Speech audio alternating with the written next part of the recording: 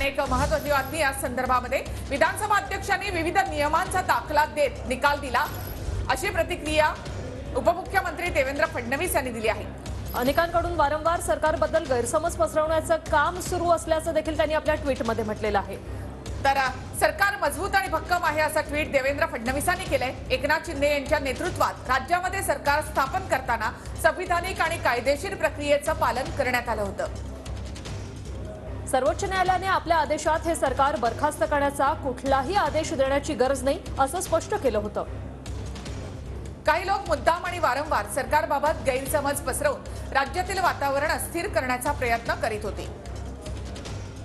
आज विधानसभाध्यक्षांनी जो आदेश आज दिला त्यानंतर आता तरी कुणाच्या मनात सरकारच्या स्थैर्याबाबत शंका राहण्याचं कारण नाही। मी पुन्हा सांगतो, हे सरकार आपला कार्यकाळ पूर्ण करेल, असं ट्विट उपमुख्यमंत्री देवेंद्र फडणवीस यांनी केलं आहे। विधानसभा अध्यक्षांनी दिलेल्या निकालानंतर देवेंद्र फडणवीसांची ही पहिली प्रतिक्रिया।